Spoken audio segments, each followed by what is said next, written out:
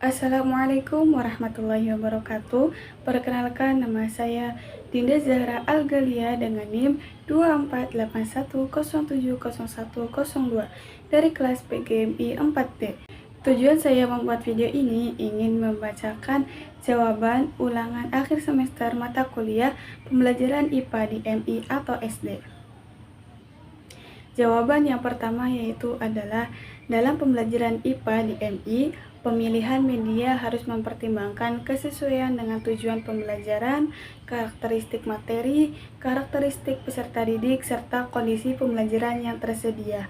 Video animasi mampu menampilkan proses metamorfosis secara runtut dan menarik sehingga memudahkan siswa memahami perubahan yang terjadi pada hewan. Poster atau gambar statis mudah digunakan dan membantu siswa mengenali tahapan metamorfosis, tetapi kurang mampu menggambarkan proses perubahan secara dinamis. Sementara itu, spesimen asli seperti ulat, kepompong, dan belalang kecil memberikan pengalaman belajar yang nyata sehingga siswa dapat mengamati objek secara langsung. Adapun simulasi berbasis Android memungkinkan siswa belajar secara interaktif, tetapi memerlukan perangkat dan sarana pendukung yang memadai. Nah, jika dilihat dari karakteristik siswa kelas 4 MI yang memiliki gaya belajar yang beragam, keempat media tersebut sebenarnya dapat mendukung pembelajaran. Video animasi lebih sesuai untuk siswa visual dan auditori. Spesimen asli cocok bagi siswa kinestetik karena melibatkan pengamatan langsung, sedangkan simulasi interaktif dapat meningkatkan keaktifan belajar siswa dalam belajar. Namun, poster cenderung kurang menarik dibandingkan media lainnya karena hanya menyajikan gambar diam. Nah, selain itu, keterbatasan waktu pembelajaran 2x35 menit juga perlu dipertimbangkan agar penggunaan media tetap efektif dan tidak menghambat pencapaian tujuan pembelajaran. Nah, berdasarkan hasil analisis tersebut, menurut saya, media yang paling tepat digunakan adalah kombinasi video animasi dan spesimen asli. Nah, video animasi membantu siswa memahami tahapan metamorfosis dengan cepat dan jelas, sedangkan spesimen asli memberikan pengalaman belajar secara langsung. Kombinasi keduanya dapat mengakomodasi berbagai gaya belajar siswa dan membuat pembelajaran lebih efektif serta bermakna. Jawaban nomor 2 yaitu adalah, menurut saya, penggunaan tes tertulis saja belum cukup untuk mengukur keberhasilan pembelajaran IPA secara menyeluruh. Nah, tes objektif memang dapat digunakan untuk mengetahui tingkat penguasaan konsep siswa, tetapi belum mampu menggambarkan kemampuan siswa dalam menerapkan konsep tersebut dalam kegiatan praktik. Nah, pada materi sifat-sifat cahaya, misalnya, siswa mungkin dapat menjawab soal pilihan ganda dengan benar, tetapi belum tentu mampu menggunakan senter dan cermin untuk membuktikan sifat cahaya melalui percobaan sederhana.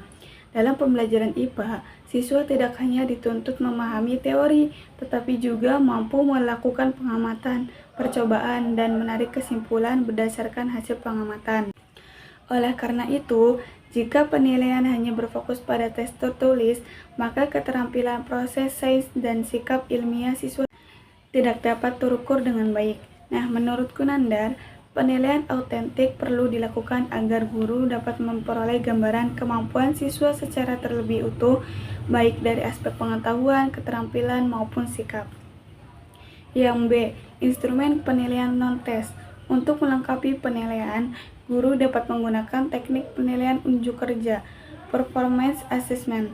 Penilaian ini dilakukan dengan mengamati siswa ketika melakukan percobaan sederhana tentang sifat-sifat cahaya menggunakan senter, cermin, ataupun indikator yang dapat digunakan, yaitu kemampuan menggunakan alat percobaan dengan benar, serta kemampuan menunjukkan proses pemantulan dan pembiasaan cahaya sesuai prosedur. Nah, dalam rubrik penilaian, skor 4 itu diberikan kepada siswa yang mampu melakukan percobaan dengan benar dan secara mandiri, tanpa bantuan. Nah, skor 3 yaitu diberikan jika siswa yang mampu melakukan percobaan dengan sedikit arahan dari guru. Skor 2 yaitu diberikan jika siswa hanya mampu melakukan sebagian langkah percobaan dengan benar. Sedangkan skor 1 itu diberikan kepada siswa yang belum mampu melakukan percobaan sesuai prosedur. Melalui penilaian ini, guru dapat mengetahui kemampuan nyata siswa dalam menerapkan konsep yang telah dipelajari. Jawaban nomor 3 yaitu adalah A. Evaluasi kritis modul ajar. Menurut saya, modul ajar yang disusun guru tersebut masih memiliki beberapa kekurangan karena belum menunjukkan keselarasan antara tujuan pembelajaran, media, dan penilaian. Nah, tujuan pembelajaran mengharapkan siswa mampu menjelaskan proses menguap, membeku, dan mengembun. Namun, media yang digunakan hanya berupa gambar es batu dan air panas, sehingga kurang memberikan pengalaman langsung kepada siswa dalam mengamati perubahan wujud benda. Selain itu, penilaian yang digunakan hanya berupa tes lisan dengan pertanyaan hafalan. Penilaian seperti ini cenderung hanya mengukur kemampuan memahami konsep secara mendalam ataupun keterampilan proses sains yang dimiliki siswa. Akibatnya, siswa lebih fokus pada hafalan daripada memahami fenomena yang terjadi dalam kehidupan sehari-hari. Kondisi ini menunjukkan bahwa pembelajaran masih berpusat pada guru dan belum sepenuhnya menerapkan pendekatan student-centered. Nah, yang B yaitu usulan perbaikan. Agar modul ajar lebih sesuai dengan prinsip pembelajaran IPA yang autentik, tujuan pembelajaran dapat diperbaiki menjadi peserta didik mampu menjelaskan proses menguap, membeku, dan mengembun melalui kegiatan pengamatan atau percobaan sederhana. Tujuan ini tidak hanya menekankan pemahaman konsep, tetapi juga keterampilan proses sains. Pada komponen media, guru dapat menggunakan benda konkret seperti es batu, air panas, gelas kaca, dan tutup gelas sehingga siswa dapat mengamati secara langsung proses perubahan wujud benda. Nah, penggunaan video pembelajaran atau LKPD pengamatan juga dapat membantu siswa memahami konsep secara lebih mendalam. Pada komponen penilaiannya, guru sebaiknya tidak hanya menggunakan tes lisan, tetapi juga menerapkan penilaian autentik secara observasi saat percobaan. Laporan hasil pengamatan dan presentasi sederhana. Dengan demikian, aspek pengamatan, keterampilan, dan sikap dapat dinilai secara lebih menyeluruh. Pembelajaran IPA di sekolah dasar harus memberikan pengalaman langsung kepada siswa agar mereka mampu memahami fenomena alam secara ilmiah dan bermakna. Cukup sekian, terima kasih. Wassalamualaikum warahmatullahi wabarakatuh.